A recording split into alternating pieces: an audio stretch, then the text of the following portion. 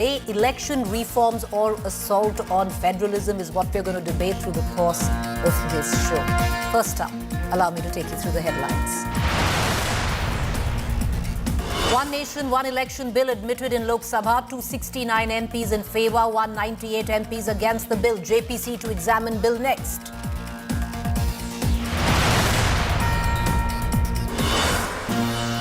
Opposition fires unconstitutional charge at government over one poll bill. Says people's mandate will be robbed. Calls bill dictatorial.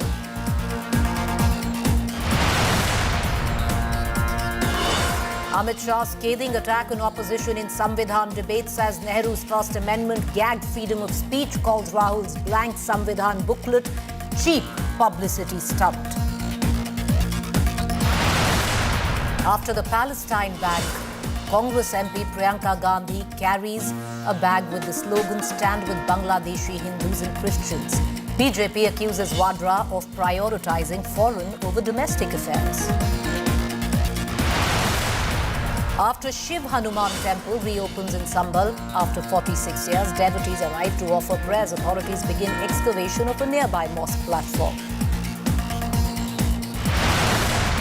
Goa Chief Minister's wife files a ₹100 crore defamation case against Aam Aadmi Party MP Sanjay Singh for alleging her role in cash for jobs scam. AAP MP asks to respond by January 12th. Chennai celebrates World Chess Champion. Massive victory parade for youngest chess king. Tamil Nadu Chief Minister M.K. Stalin felicitates Gukesh. Russian nuclear weapons chief killed in bomb blast in Moscow. Reports suggest Ukraine Security Service SBU behind assassination. And Trump's governor jibe at Trudeau again. Trump says Governor Trudeau fired his FM, says toxic FM bad for very unhappy Canadians. Trump calls Canada a great state once again. And our top story, the Modi government on Tuesday tabled two bills that will facilitate simultaneous elections in the country. The opposition objected right away, demanding the bill be sent to a JPC for wider consultation. They forced voting on the table of the bill, which the government won with a simple majority. The BJP later issued notices to 20 MPs who were missing during the proceedings. This is how it all panned out. The Narendra Modi government tables the One Nation, One Election bill in the Lok Sabha. Union Law Minister Arjun Meghwal introduced two bills in Parliament. The Constitution 129th Amendment Bill 2024 and the Union Territories Law Amendment Bill. Speaker, sir, thank you very much for affording me this opportunity to speak on the introduction of the bill. Hey, the government's move sparked immediate protest by the opposition India bloc, which claimed it was an assault on the constitution and demanded it to be sent to the Joint Parliamentary Committee for discussion. There is absolutely no way under the Indian constitutional scheme where the states are separate constituents and equal constituents, the term of the state legislatures can be made subject to the term of the national legislature. This bill violates the right to democratic self-government, which is part of Article 1419. And if a legislative assembly is dissolved, sir, and midterm elections are conducted, the tenure of that assembly will not be for 5 years, sir. This in itself is a violation of parliamentary democracy, which envisages a tenured legislature. This is completely against federalism and the Constitution of India. The centre and the states have their own tenures and terms. So I think to mix the two is not fair. This was followed by a fiery rebuttal by Union Home Minister Amit Shah. जब ये संविधान सुधार का विधेयक संवैधानिक संशोधन जब cabinet में चर्चा में आया तब प्रधानमंत्री जी ने स्वयं मनसा व्यक्त करी थी कि इसको जेपीसी को देना चाहिए। इस पर विस्तृत चर्चा सभी स्तर पर होनी चाहिए। इसलिए मुझे लगता है कि इसमें सदन का ज्यादा समय जाया करे बगैर अगर मंत्री जी कहते हैं कि इसको जेपीसी को सौंपने के लिए वो तैयार है, तो जेपीसी में सारी चर्चा होगी और जब जेपीसी के रिपोर्ट के आधार पर कैबिनेट इसको पारित करेगी तब भी फिर से चर्चा होनी है। NDA allies too backed the government on One Nation, One Poll bills. I rise today on behalf of the Telugu Desam Party to express our unwavering support for the NDA's One Nation and One Election bill. Sir, our party's guiding force, Sri Nara Chandrababu Naidu ji, has always championed transformative ideas and is well recognized and respected as a visionary leader, sir. The bills were then put to voting for considering it for admission in the House. While 256 MPs voted in favour, 198 MPs opposed it. Various opposition political parties have opposed this, saying that it would put the federalism in danger and will finish off various regional players. The government has agreed upon sending these bills to Joint Parliamentary Committee. Now, we'll have to wait and watch who all are going to be the members of this crucial scrutiny committee. With video journalist Jagannath, I'm Piyush Mishra in Delhi for India Today. All right, so the big question that we asked this evening, election reform or assault on federalism? Well, the government clearly stating that this is going to be a transitional, a transformative shift, election reform. The opposition very clear that this is an assault on federalism. Does the government actually have the numbers, though, to push one nation, one poll? The Modi government on the front foot batting after the Maharashtra win.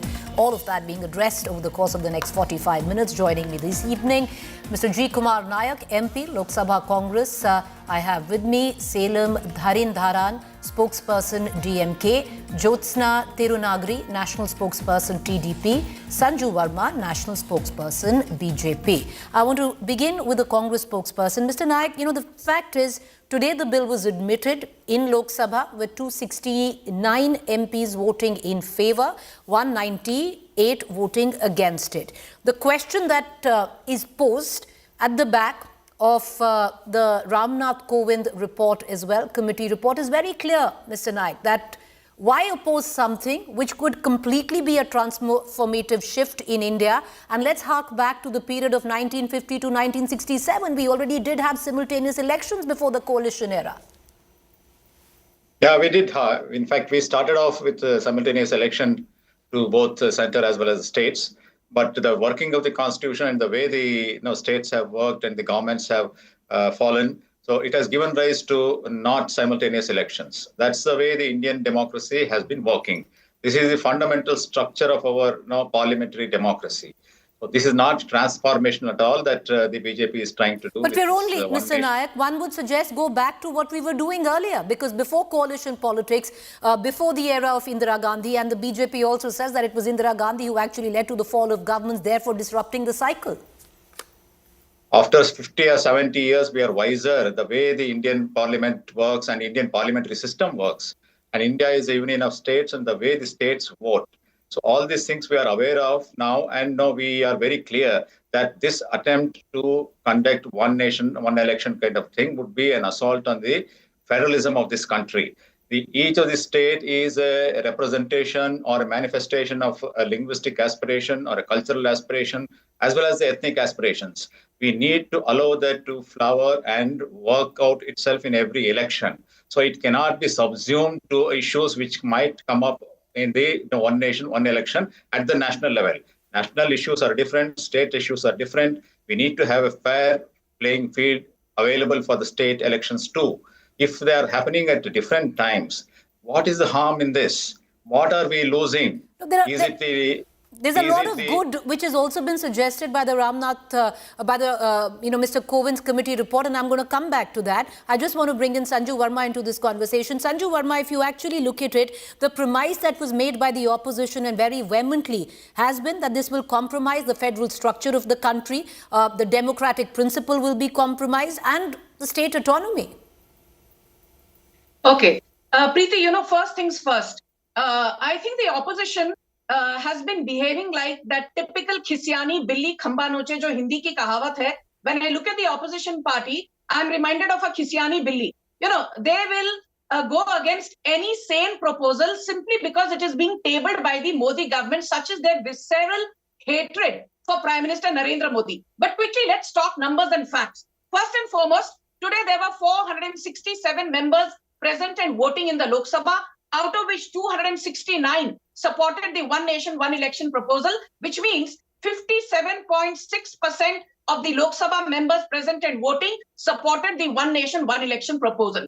Point number two, 32 out of 47 political parties have supported the One Nation, One Election proposal, which means 68% of the current political parties, they support the One Nation, One Election proposal. So first and foremost, let's be very clear that as far as numbers go, they clearly stand with the proposal, not against the proposal. Now, very quickly in 30 seconds, Preeti, for the first time in 1983, it was the Election Commission which actually endorsed the idea of One Nation, One Election. The BJP was not in power. In 1983, it was the Congress, it was Indira Gandhi who was the Prime Minister. Then the 170th report of the Law Commission in 1999 endorsed the idea of one election, one nation, one election. Then you had the 79th Parliamentary Committee, which in 2015 endorsed this idea. You had the Niti Aayog report, which in 2017 endorsed the One Nation, One Election idea. You had President Ramnath Kovind, the former president, who in 2018 endorsed this idea. But most importantly, as you rightly said at the very outset of your debate, in 1957, in 1962, and in 1967, we had 3 general elections which were actually synchronized with state assembly elections, and things went smoothly. If something could go smoothly in 1957, 1962, 1967, why is it that you have a problem but going Sanju forward? Verma, we are in the era of coalition politics, and you know it better how quickly governments fall, and things are very different politically what they were in 1967. But having said that, you know, you gave out numbers and you seem to suggest that it's going to be smooth sailing, but not quite. You know, what I'm going to do is, before we actually get in on how the NDA needs two-third majority, does it need two-third majority? Because strangely, the Ramnath Kovind report seems to suggest that it only needs a majority, not two-third majority. That in itself is being contended with. Number 2, and the biggest of them all, which could be a massive roadblock. Do states need to ratify One Nation, One Poll? And if they do need to ratify, then it's trouble going ahead. Strangely, the Ramnath Kovind committee report seems to suggest that they don't need to ratify. Let's listen in to both legal arguments and we'll come right back. Let me try and frame the debate in a way that common people can understand, because we had Ramnath Kovind ji, the president of this committee, with us at Agenda Aaj Tak over the weekend, and he said that there is no need for the government to seek the approval of state assemblies if we're talking only about Lok Sabha polls and state assemblies. In the way that opposition parties see it, they're saying that this requires a two-thirds majority, not a simple majority in the floor of the House, and it requires at least half the state assemblies to ratify it. The government's position and the committee's position is that just a simple majority is enough to be able to push this through. How do you explain that? Simple majority is a misnomer. Any constitution amendment requires two-thirds members present and voting. So you need that majority. It's not the consequential amendments which will be required to be made to the Representation of People Act will require a simple majority. But there are changes proposed to the Constitution which I can see you're running on your screen. Those changes will require an amendment of the Constitution. The committee has taken the view, but this is not the last word of it. The committee has taken the view that this doesn't affect the states in a manner that it will require ratification of more than half the states. But if it does, it does. The point is, this thing has to be debated for its merits. The other big argument is about whether this can be passed just as a constitutional amendment in Parliament, or does it need the ratification of more than half the state assemblies? Arjun Meghwal in Parliament argues that Schedule 7 of the Union List, Entry 72, empowers Parliament to legislate in elections to both the Parliament and state legislature without this requiring the ratification of the State Assembly, which is the argument Harish Salve made as well. The opposition seems to believe that it requires the approval of half the state assemblies, and that is really at the core of how this bill will get passed, if at all it does. Well, I'm quite happy if the Honorable Law Minister and those who are advising him on law adopt the approach you are saying, because I think it'll be struck down in a jiffy. And I don't want to exaggerate. Just tell me in commonsensical terms, Rahul, are you changing the term of state assemblies, MLAs? Are you changing the character of state elections and further the part between panchayati and municipal elections? What is the answer, Rahul? Yes? Sure, yeah. Now you are changing the character at that level and you are saying you don't need an amendment at the consent of states? I don't know who is the advisor and what law they are following. My first principle of law tell me that that is going to be the first challenge and is going to be allowed for the asking, subject to, of course, the court taking a decision. How can you even suggest that you are directly affecting states' autonomies, state elections, municipal elections, panchayati raj elections, or other forms of non-parliamentary elections and not even seeking a state consent en masse for all the states? All right, okay, so Sanju Verma, at the back of, both those legal arguments, you might have admitted the bill in Lok Sabha with 56% MPs supporting it, but this bill is very difficult to clear because you will need, in all probability, even the likes of Mr. Salve have come out and suggested 2/3 majority. You don't have that. Okay, Preeti, first and foremost, let's get this very clear that, as they say, cross the bridge when you come to it, one step at a time. I think the Modi government has showcased that when it comes to willpower, determination and seeing things through and bringing them to fruition, Modi government ko koi sarpass nahi kar sakta in my lifetime. And I never thought Article 370 would be abrogated, but look, they created history. But let's come straight to the point. Yes, normally, any constitutional amendment requires not just a simple majority, it requires a 2/3 majority of the members present and voting. But I'm just reading out ad verbatim. This is not Sanju Verma. I'm reading out from just in 20 seconds. Articles 83(2) and Article 172 of the Constitution stipulate that the tenure of Lok Sabha and state assemblies respectively will last for 5 years unless dissolved earlier. And there can be exceptional circumstances, as in Article 356, wherein assemblies can be dissolved earlier. So we have to first define what exceptional circumstances are. Do these exceptional circumstances require a you're actually going or a 2/3 majority? Okay. Sanju Verma, this argument is actually agar Modi hai to mumkin hai because it looks implausible otherwise. And it also looks implausible because the states would in all probability need to ratify it. And it will go to court. Will it stand the scrutiny of court? Well, that's a legal argument and that can be made separately. Preeti, Modi hai to mumkin hai, baar Modi ji ne karke dikhaya. That's all I'm saying because right now that's the only way it's going to get cleared, and that's the only argument that you seem to have right now on it. But Salem Dharan, you have opposed it vehemently. I want to know your reasons. Because there are a lot of benefits, sir, which are attached to this bill, attached to One Nation, One Poll. It could very well be because even the committee of, the former president has come out with the fact that if we do have One Nation, One Poll, we can actually increase the GDP of the country by 1%. That's huge. See, you can write some nonsense and ask me to believe it. The ex-president and the members in the committee did not even know that it required 2/3 majority. It requires at least 18 bills to be amended. 18 articles in the constitution to be amended. See, who says there are benefit? I don't think there are any benefit. I'm not speaking as a DMK spokesperson. I'm also a student of politics. I've studied politics in best of places. I've studied research papers on this matter, even from before, right? The same thing happened in Italy, where 20 years back when state elections and national elections happened together. Professors in the University of Nottingham did a research on it, and they found out that when these elections happen together, the national issues take precedence. That's the salience of national issues, like such as defense and foreign, are more shown important and based on which people vote.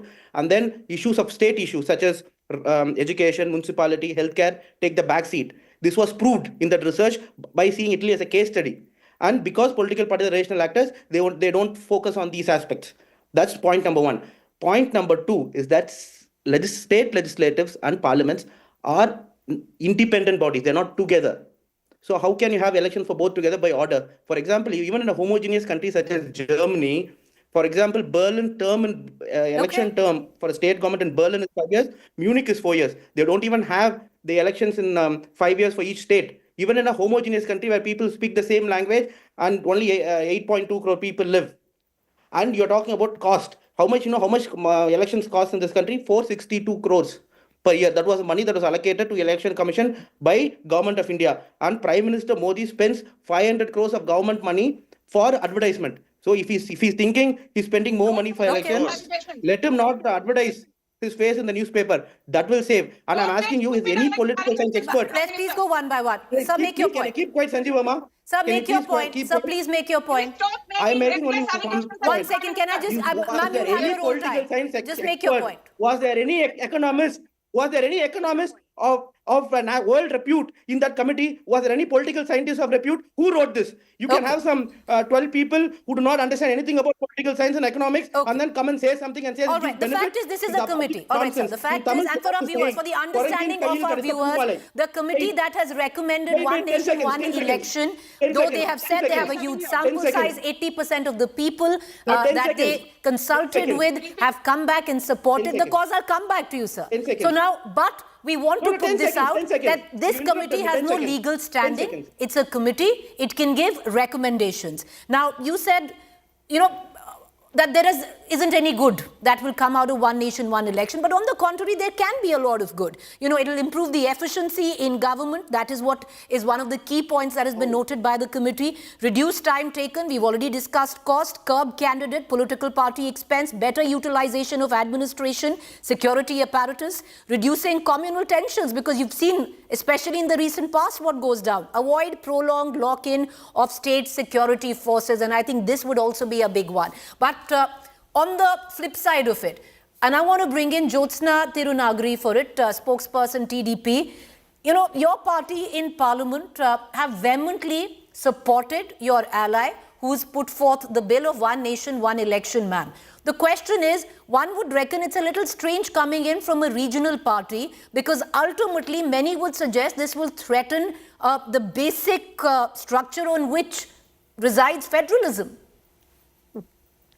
Good evening, one and all. See, I have been listening to all these discussions since almost 2 to 3 days continuously. We have in several channels, but I am surely worried and surprised actually. What do they actually mean by federalism? What is federalism in true sense? We are talking about the state benefits. We are talking about the national benefits. We are trying to align the state benefits and the rights, and both benefits and rights of the state along with the national rights and national benefits. Simple. That's what is federalism for us, first thing.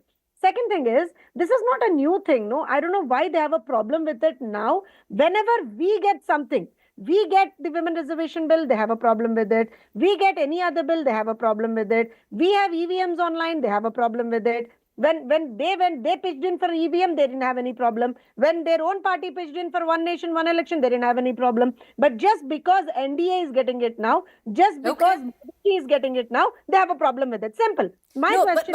But Ms. Tirunagari, and I'll come back. I understand the kind of argument that you're making, something which Sanju Verma has echoed. But let me circle back to the question that I asked you on federalism, and let me quote Mr. Owaisi, who today on the floor of the House said that the bill indirectly introduces a presidential style of democracy, alluding to the sheer fact that you have somebody like a Modi and he's a larger-than-life figure. Therefore, there lies an unnatural advantage in this.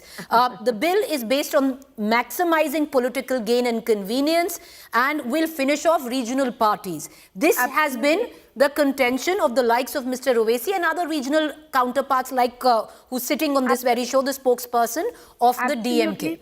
Absolutely wrong. I'll tell you why. Because, see, they can quote whatever they want to on the House also, but still, again, I'll have to tell you the fact. The point here is, I think if I'm not wrong, I'll have to, if somebody on the show, on the panel can correct me if I'm wrong, but if I'm not wrong, Karunanidhi ji also pitched in for one nation, one election policy. He has pitched in for that. So now, here, what is the reason for OSCG or somebody else, for any other party, to not go for it? My question is, we are talking about. My question is, we are not talking about it now. We have been talking about it. Okay. Sir, one second. All right, one no, second. Sir, all right, one no, second. ma'am. We have been Your talking DMK about counterpart is saying, because you spoke about his leader, he's saying it's not true. He never pitched for one nation, one poll. I'll give you an example. I'll give you the proof for that also. I'll tell you why. In the year, one second, because it is very clearly. Okay, ma'am. I'm going to circle back to the both of you. The two regional players, I'll come right back. Let me bring in the Congress spokesperson back into this conversation, and I'll go to Sanju Verma after that. Mr. Nayak, you know, the constant refrain is it's going to dilute federalism, it's going to finish regionalism, and it will give an advantage to the BJP, especially because you have a larger-than-life cult figure like Prime Minister Modi. But electoral history stands otherwise, and I'll give you a very recent example. There have been multiple. Look at what happened in Maharashtra. While the Vidhan Sabha elections took place in Nanded, you had the Mahayuti which swept those elections. But the Lok Sabha ticket on the same day in Nanded, it was the Mahavikas Aghadi which won. So contrary to what many suggest is fear-mongering, it seems, you know, one maybe needs to give a little more credit to the voters. It's happened in so many states before. Odisha, for example. The kind of electioneering that we are seeing these days is very clear that it is centered around the personality, and it is to aggrandizement of the personality, and whatever that agenda is set at the national level is carried forward in a major way. So if you continue to have this kind of a thing when the state elections are also held, then in all likelihood the state aspirations would be subsumed under the national issues which are to be discussed. Of course, if we can start off with one election with this, one nation, one election kind of thing. But is it really workable? Say, there are reasons why the state governments or the central government need not finish the 5-year term. There can be a fall of government. What is the solution that we have proposed in this kind of a bill? The solution itself is worse than the problem. We cannot have a tenure of a state government elected body which is lesser than 5 years. All these things require constitutional amendment, which itself goes against the fundamental structure of the constitution, which says that state is an independent. It's not in terms of in comparison with the US, it is not kind of a state, but still India is also a union of states. States have definite role to play. You cannot ride roughshod over the states. A union government or the parliament is not supreme or doesn't have a control over the state level elected bodies. So they also are independent. That needs to be recognized. That point has to be recognized. And also, even if one were to put in all good faith, personally, I feel this is a kind of bogey with the BJP tries to rake up on and off. But even if one were to give kind of a point to them and let us start working this, but what is the solution to various problems which are going to arise? I feel the solutions will be worse than the problem that is being proposed. About the cost, efficiency, and other things, sir. There is we should not discuss that at all. There is no cost that we can put to democracy. What are we talking about? Few hundred crores. Let us not even go at that point.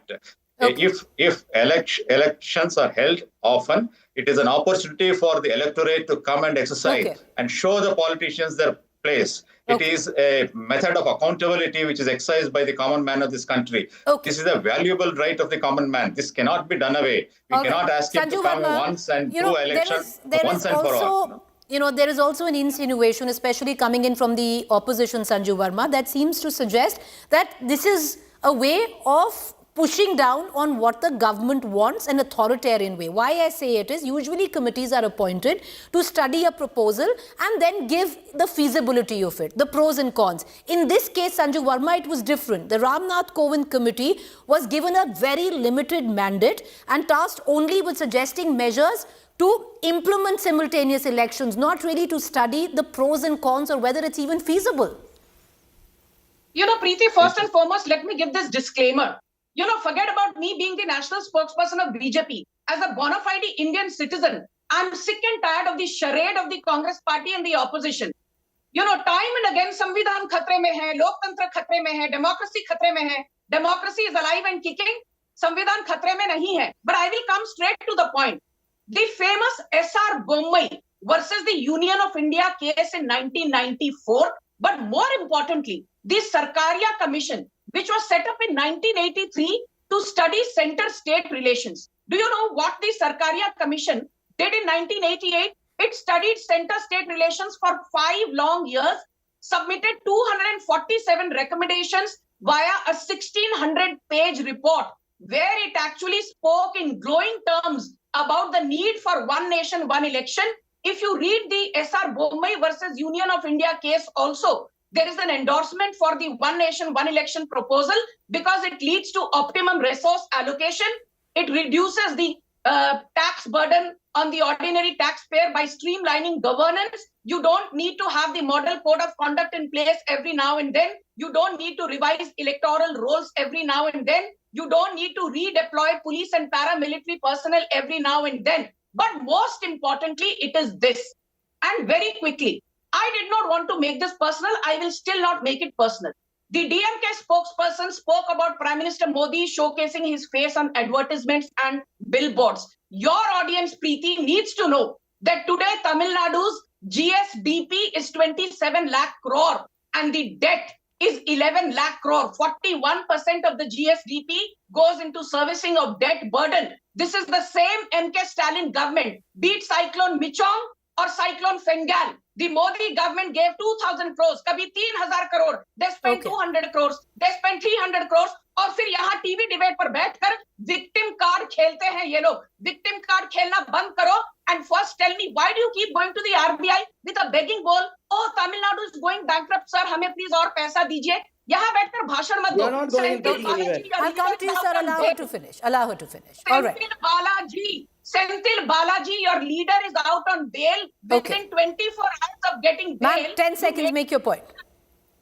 You made him a minister and the Supreme Court came down heavily on MK Stalin saying, we gave bail to this guy, we have not declared him innocent. What was the need to be in such a rush to make him minister? और आप लोग यहाँ बैठकर political morality पर ज्ञान देते हो, थोड़ी शर्म आती है या नहीं? Political probity देते हो, शर्म आती है या नहीं? Okay, let me cut across to Salem Dharanidharan and he can, answer to the questions that have been posed by Sanju Verma. But with what we were talking about, sir, there's a fair amount of good as well, and possibly the opposition needs to look at it holistically. One can understand that, yes, if you feel that there should have been a larger consensus that should have been sought, especially from political parties like yours, and ultimately, the government has made it very clear that the committee has recommended this will enhance governance, this will minimize policy paralysis, this will optimize resources. So somewhere down the line, maybe we should move towards and have an open mind of having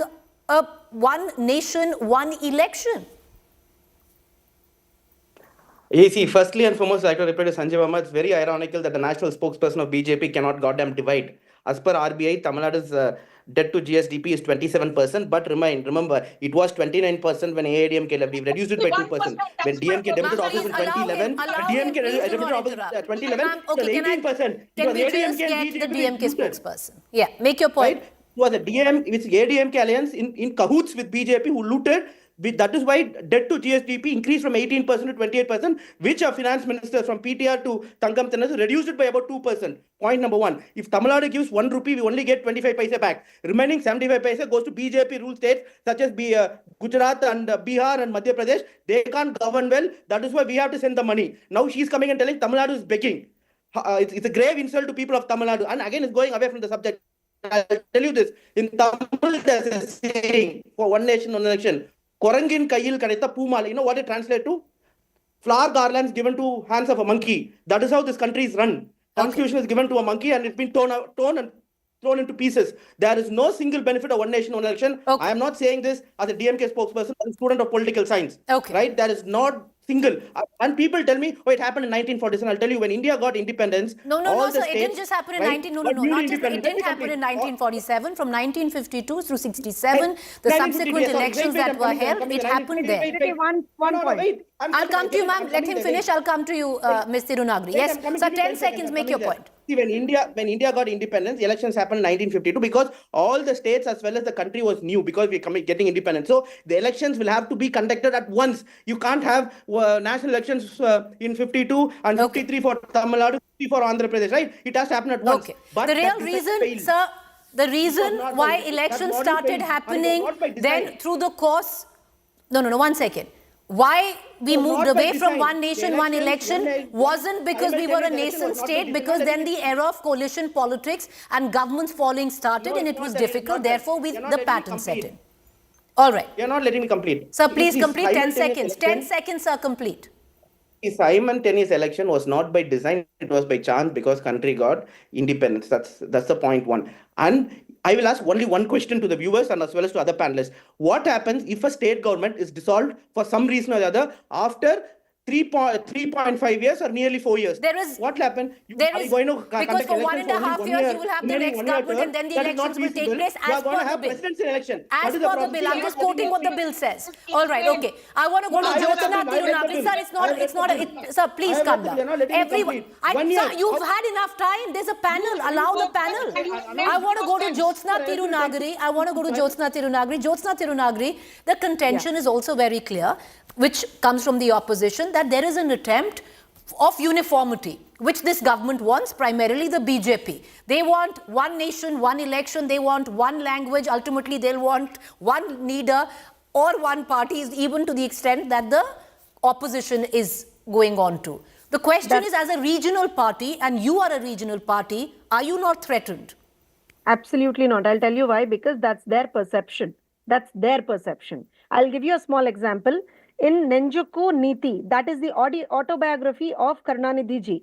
In 1971, DMK led by Karunanidhi ji very clearly pitched in for simultaneous poll. They very clearly pitched in, and they were also a regional party. Even today we are saying, unconditionally we are supporting this because we know the benefits of it. And again, it's not, see, we are open for discussions again. Didn't we just say that we are open for discussions? We said, okay, once it comes onto the floor of the house, if you have any problem, we'll even send it to the JPC. That's what we said. But they just simply, as I said earlier, Preeti, they just want to oppose it because NDA is getting it. Simple. All right. Final comments, 20 seconds each. Can I please bring in Mr. Nayak back, the Congress spokesperson, sir? 20 seconds closing comments. One nation, one election. It is a typical of BJP to bring up bogies like this and divert the attention of the country and the people from major issues which are haunting the economy of this country, unemployment, price rise, and things like that. The idea that we can save just money by conducting elections together is a sham, because democracy and development go hand in hand. They are not mutually exclusive. Deepening democracy means development. All right. Sanju Verma, 20 seconds. Sir, I need to cut you short. I'm running out of time. Sanju Verma, 20 seconds. Preeti, I think after the 102nd constitutional amendment, which was about giving, the National Commission for Backward Classes constitutional status, and after the 106th amendment, which was about 1/3 reservation for women in Lok Sabha, I think the third most historic decision is the 129th amendment pertaining to one nation, one election. And I always say, be it one nation, one tax via GST, one nation, one ration card, one nation, one constitution by abrogating Article 370, or one nation, one subscription. Modi hai to mumkin hai. Okay. All right. Okay. May I please get the DMK spokesperson? Sir, 20 seconds. Go ahead. Yeah, I think firstly and foremost, one nation, one election, Horrendous idea is absolutely not feasible. It is a BJP's idea to rule states through backdoor, because dissolve the state governments 14 months before end of the term. You can't have an election because it's not possible, and then have presidential rule happen. We will not let it happen because 18 articles have to be amended, which is not possible. So I don't think it's going to happen. It's a very bad idea for the country. Nowhere, even Commonwealth countries, right, which follow Westminster system, do not have one nation, one election. Smaller countries, very small countries, even like New Zealand, they don't have one nation, one election for their states. May I please get the TDP spokesperson? Ma'am, 20 seconds and I'm moving on. Preeti, I'm going to wrap it very, very fast. It's the need of the hour. That's the reason we have got it into the House. And definitely, we are looking forward for more debates on this and meaningful discussions on this, and we are looking for a logical solution. Very clear. You're happy that it goes to the JPC? See, definitely, there's nothing wrong in it. We only said no. Our law minister said, "अरे यार, हम लोग JPC के सामने रखेंगे, अगर आपको कुछ एतराज है तो लाके बोल दो." All right. So with that, I'm going to end this debate. I'm going to end this debate on that. You know, there's so much noise, but viewers, for a minute, just think about it. Were we able to even have 2 elections in one go, Maharashtra and Haryana? There's also Delhi. 3 of them could have happened together, but did they happen? Not quite. Are we in a position? Well, we don't know. Let's see. Where politics is concerned on it, it's definitely peaking. But let's also get in another view on this. Is the one nation, one election bill feasible for India? Can simultaneous polls be a game changer? Let's quickly listen into this chat that my colleague Rahul Kanwal had with Mr. S.Y. Qureshi, former CM.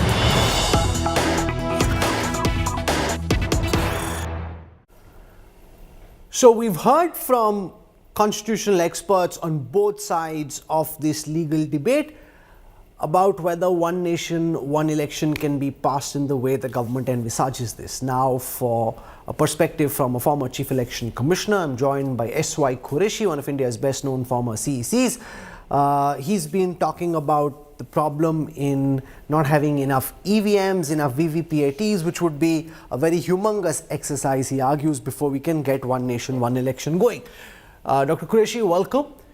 I was reading some of your past comments objecting to the way the government was trying to introduce one nation, one election. I was wondering, why is that such a big deal? If the government decides it wants to do one nation, one election, the Election Commission has enough time between whenever this bill does get passed in Parliament and the next election to actually just produce more VVPATs, to produce more EVMs. So what's the big deal as far as that is concerned, as far as you're concerned?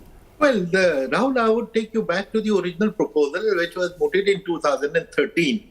And the arguments were that there is a repeated election means a lot of money involved, cost involved, and the time it takes, and which leads to dislocation. Let us come back to those arguments only. Now, reducing costs, of course, if 3 elections will mean managing the election 3 times, then the cost of the last election, as we saw in the media, was about 4,500 crores. For a country of India's size, which is 90 countries rolled into one, what is 4,500 crores for our democracy? So that is not a great argument. The real expenditure is by the political parties and the candidates. And I have been saying that, yes, if you want to bring down the cost, why don't you look at the alternative? Nobody, for 10 years I've been saying it, not one line of response. And my suggestion is, there is a ceiling on the expenditure by a candidate for a good reason, by law, to create level playing field. But for some reason, there is no the cap on the expenditure by the political party. For Lok Sabha election, you can spend 95 lakhs, but your party will spend 5 crore, 10 and 20 crores on you. Not only does it disturb the level playing field, that is, but जो भी खर्चा होगा एक बार में हो जाएगा ना. Whatever they have to spend, they'll spend once instead of spending again and again separately for Lok Sabha, separately for Assembly. All that will get spent in one go. No. There are many other arguments, because I had once heard a BJD MP, now in the BJP, Bhartri Mehta. He said, we have been discussing, ask the people what do they want. Most people have only one power of vote. And because of that power, a politician comes to their door again and again. Now he will come to them he will not come to them for 5 years, and we have seen so many times people putting up posters, Gumshuda ki talash, missing, wanted, because they never come back. So to increase the accountability of politicians, to give the people some sense of power, so that is the very important thing which we cannot ignore. No, but Ramnath, we had the former president with us at Agenda Aaj Tak over the weekend. I had a long conversation with him, and he said that the GDP of this country could go up by an additional 1 to 1.5% if all elections were held in one go, and then the government has 5 straight years to deliver on its promise of governance, both at the centre and the state. No, just a minute. I don't know the economics because I'm not an expert. Some economists will either confirm or deny that figure. I'm only on the subject of practicality. From the Election Commission point of view, it is very, very convenient that the voter is the same, polling booth is the same, the machinery which organizes it, the district administration, and the security are all the same. So you go and press the machine, 3 machines at the same time, and then the election commissioners go and play golf. But comfort of election commissioners is not the consideration. And suppose, secondly, is to say that everything comes to a standstill. If election is happening in Ghaziabad, sitting in Delhi, are you affected? Not at all. No, but a lot of the ministers and opposition leaders end up then spending their time campaigning for those elections. Yes, but again, there is a lot of criticism that even if there is a panchayat election, why should the top leaders go there and campaign? So their job is to administer, so they are running away from their duty just to campaign. There is enough campaign machinery available. And the local leaders who are there, why should they be all going from Delhi to campaign? But wasn't this the way it was meant to be between 1951 and 1967? We had one nation, one election. It's a distortion or a corruption of the process that crept in over the years. Now the government's trying to fix that for once. Well, just a minute. You know, Rahul, I've heard this 100 times that till 67, actually it was 57, but till 67 that was the norm. That is history. I accept that. But what happened subsequently is also history. Why did it break down? Because the state started falling for different reasons. That will happen again. You remember Vajpayee government fell in 13 days. Yes, suppose we have created a situation of simultaneous election and Lok Sabha falls short of majority in 13 days or 13 months. So what will happen to all the states which have gone to the poll? So that's nothing will happen to the states. I think Mr. Kovind spoke about this very clearly.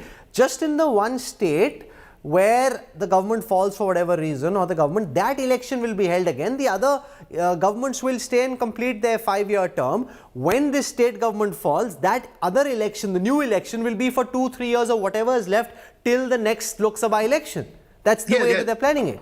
No. But what I said was the other thing, that if suppose the Lok Sabha falls, then what happens to the 28 states? You want simultaneous election. What happens if Lok Sabha... No, then the Lok Sabha will be held for the 4.5 years or for 3 years, 2 years, whatever, and the state assemblies will continue as is.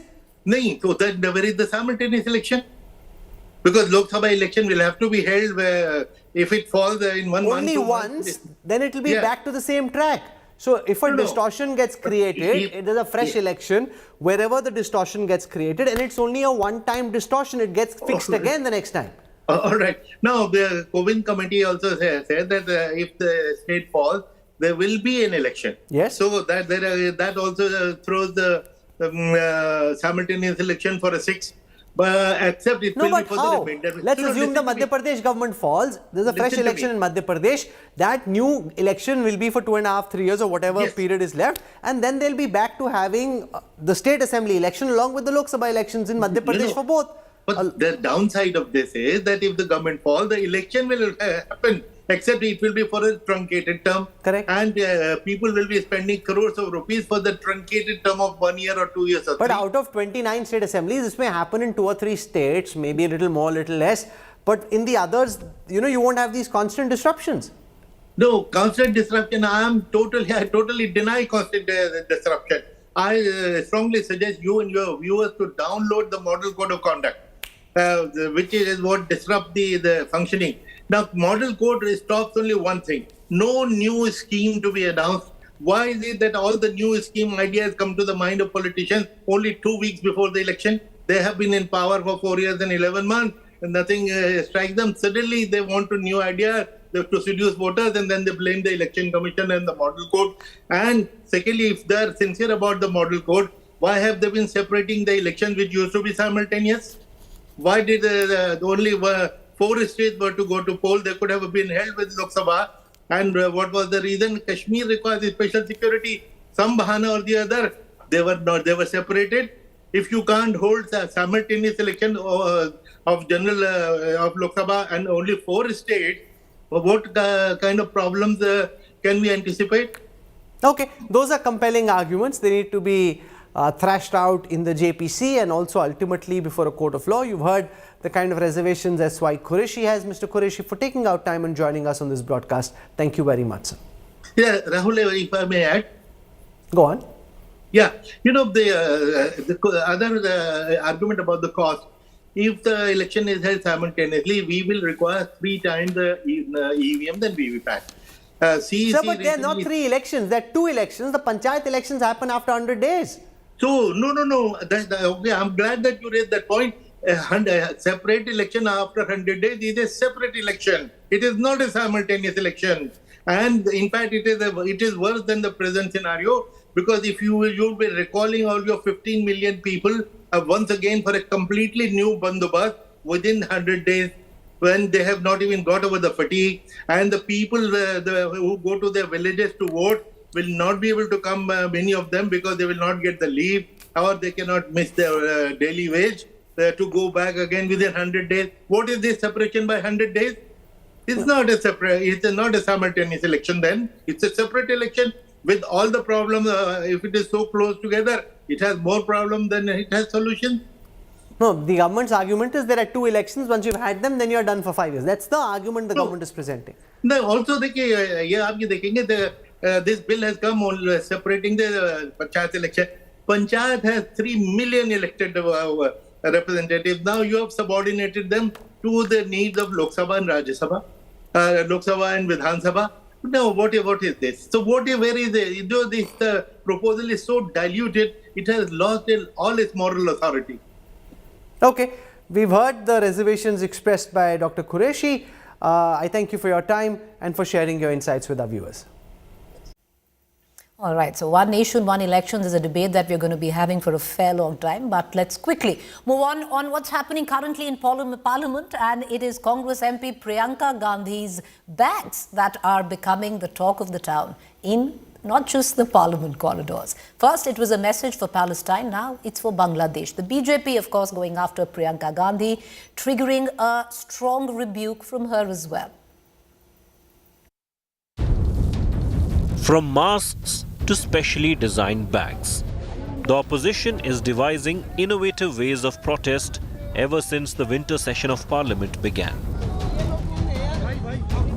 A day after her handbag featuring the word Palestine sparked controversy, Priyanka Gandhi Vadra arrived with a new bag with a slogan highlighting the plight of minorities in Bangladesh.